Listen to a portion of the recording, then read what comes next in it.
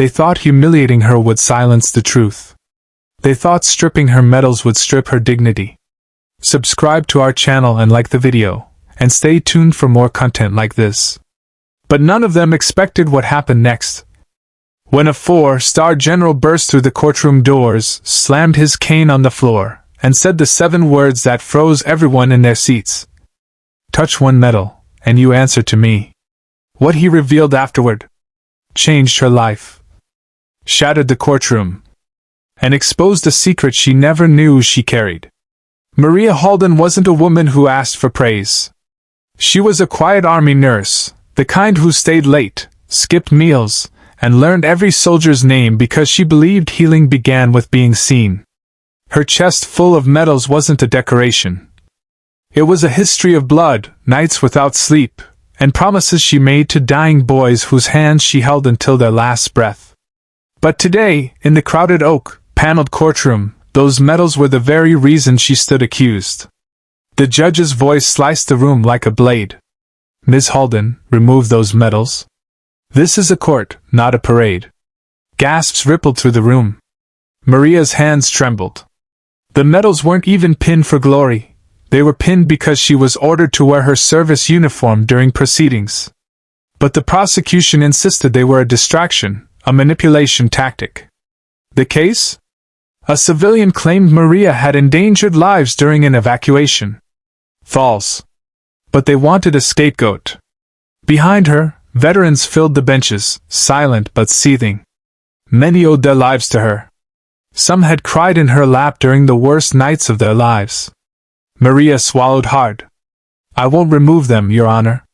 These medals aren't for me. They're for the soldiers who never made it home. The judge narrowed his eyes. Then I will have the bailiff remove them by force. The bailiff stepped forward. Maria's heart pounded, not in fear for herself, but for the memory of every soldier who died in her arms. She whispered, I won't let you touch them. But as the bailiff reached for her collar, suddenly, boom! The courtroom doors slammed open so hard the hinges screamed. Everyone turned. A tall, silver-haired general stood in the doorway, uniform pressed so sharply it looked carved from steel. His chest carried more ribbons than anyone in the room had ever seen. His cane hit the floor with a thunderous crack. Stand down, he growled. Whispers rippled. General Marcus Reddington.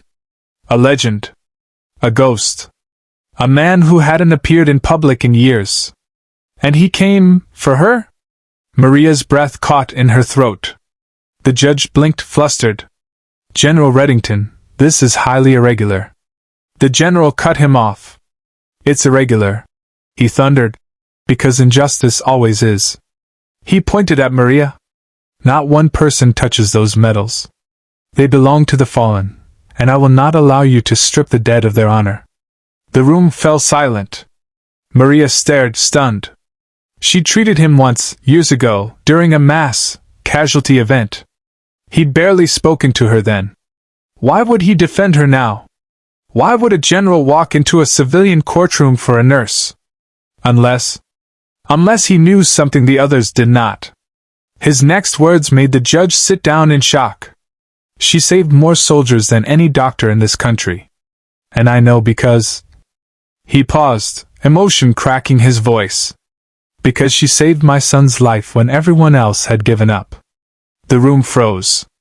Maria felt her knees weaken. She remembered a boy. 17. Bleeding. Begging her not to let him die. Her voice trembled. Thomas Reddington? The general nodded slowly. And the courtroom erupted in whispers. But the storm was only beginning. The general stepped forward, cane tapping with every determined step. His presence filled the room like a rising tide. Even the bailiff instinctively retreated. Maria lowered her eyes, overwhelmed. I didn't know he survived, she whispered. He survived because of you, the general said, voice thick. You held his arteries shut with your own fingers for 14 minutes. 14.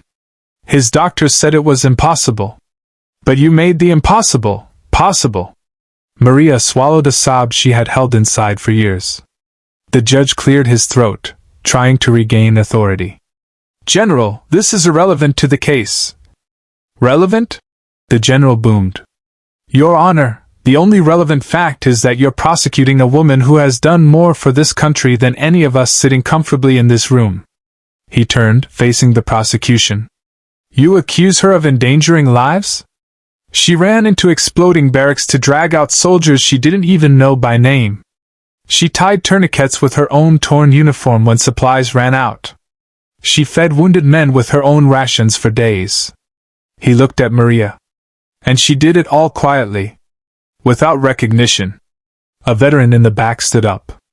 "She saved me too," he said loudly. Then another. "And me." Then 5 more.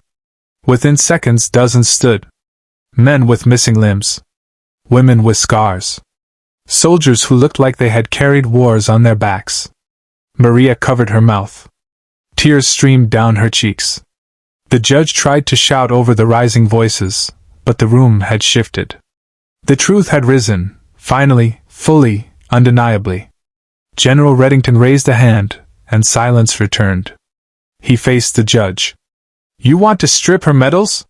He pointed to the courtroom full of standing veterans. "You'll have to strip ours too. Because every medal on every chest in this room carries a piece of her work." The judge leaned back, pale. The general stepped forward again. "And if you continue this trial, I will personally testify, and release every classified report that proves this woman saved over 87 soldiers during Operation Wintergate. 30 of them during a night of enemy fire so heavy, even I, General Marcus Reddington, ordered retreat." Every reporter in the room jolted at the word, "classified." Maria stared at him. "You'll risk your position? For the woman who saved my son?" he said softly. "Yes." The judge removed his glasses. His voice dropped to a whisper. "Case dismissed." A roar of applause burst through the room. But Maria didn't hear it. Because the general had turned to her, putting a gentle hand on her shoulder.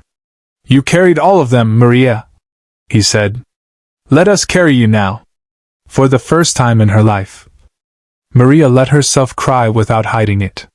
She stood taller, medals shining, not as symbols of accusation, but of honor reclaimed. And as the veterans crowded around her, lifting her in gratitude she never sought but finally accepted, one truth rang louder than the applause.